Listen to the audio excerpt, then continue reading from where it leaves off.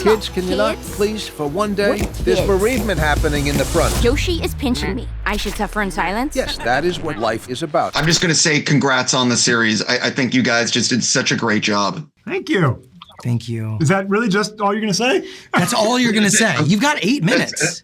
Yeah, I'm out. Okay. That's really it. It's good to meet you. So one of the things that I commend you guys on is that I watch a lot of television, a lot of animation. I've never seen anything like this series. So Ben and Abbi, can you talk a little bit about what it was like reading these scripts for the first time and seeing what was trying to be made?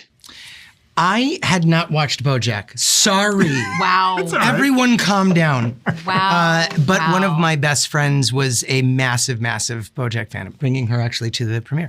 And I was reading the script and I knew BoJack was about animals and it was funny.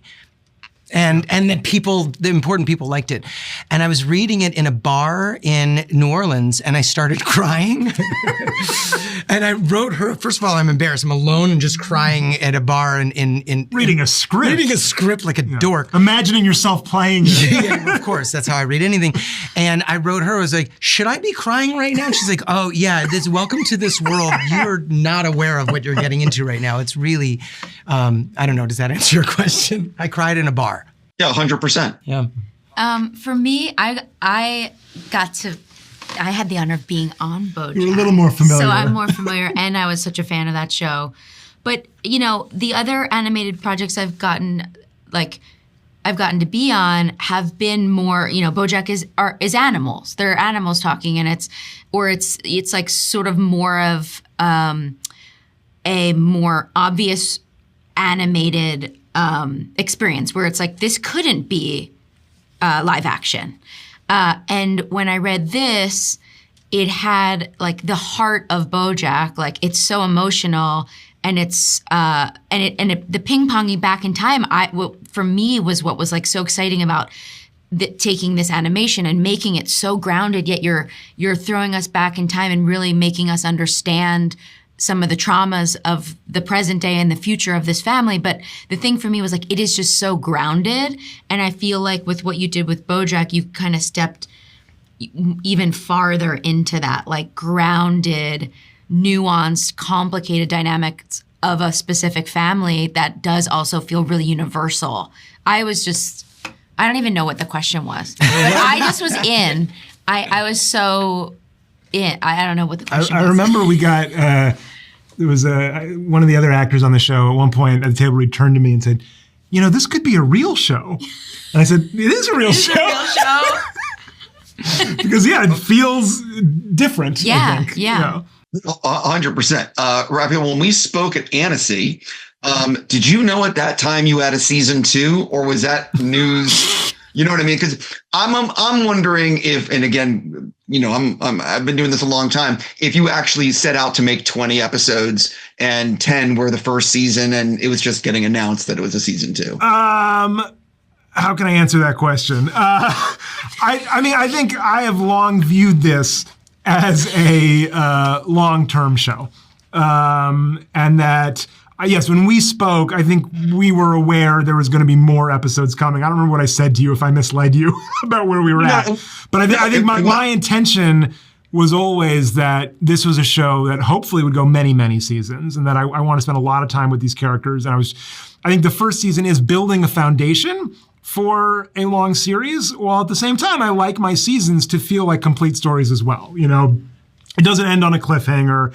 It's not, I mean, really, I want every episode to feel like a full story and to feel like a full, morsel. And so my intention is that you watch the first season, you feel satisfied, you feel good, and you can't wait to see what's next. So I'm so curious. I think the weaknesses of streaming is that there's often long gaps between seasons. And as a viewer, you sort of lose it a little bit. Like one of the things about network is, every year there's more episodes. Do you envision for this series that you'll be able to do like a season every year, or is it going to be every other year? I mean, that's not up to me. It's up to Netflix, but I hope so. I mean, on BoJack we did. On BoJack we did every year new season. And I would love to do that here too, because I think it's nice to feel like, it's getting to be long story short time again. Oh, absolutely. So another thing I'm curious about is how did you decide on the episodes and where they were to air? Because it's 10 episodes. Did you ever have like episode 2 was going to be 9, or do you know what I mean? Because these stories can sort of be told in any order. They're somewhat modular. And in fact, in the first season, even after they were written, we did move a couple around. But at the same time, we were conscious of, I'll say, the emotional arc of the season. And even though it's not a linear arc, there is a method to the ordering of the stories. So I would hate for people to think, oh, it's anthological. I'll just like see what's the top rated episode and watch that first. Like, they are designed to be watched in the order in which they're presented, even though chronologically they're out of order. For all 3 of you, first season's 10 episodes. Which episode is the one? Do you have a favorite of the first season, or a favorite storyline that you're like, I'm so happy we did this?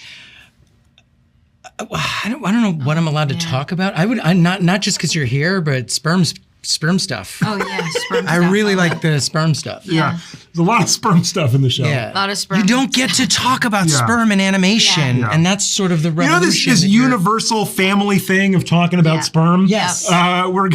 We hit it on the show. Finally. Yeah. But in an emotional way. I mean that in all honesty. It's a her, I line, and Max. It's really a sibling storyline. As sperm stories often are. When you tell a story about sperm, it's about 2 brothers and a sister usually. Yeah. If you watch the show, it makes sense. I was going to say, you could just say episode 3 or 4. I forget which one it is.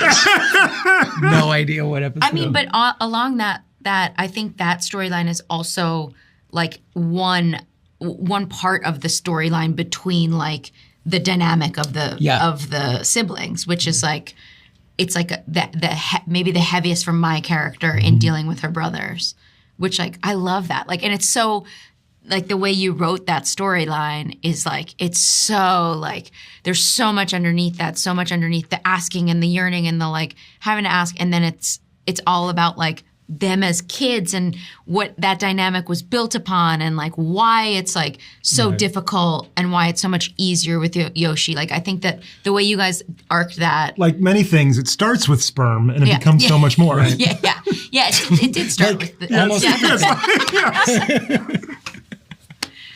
That's the little, it starts with sperm. That's the tagline of the show. And that's the headline of the article. Anyway, I'm just going to say I'm out of time. I really want to say congrats on the series. And I'm so happy you have season 2. Thank you. Great to see you again. Thank you.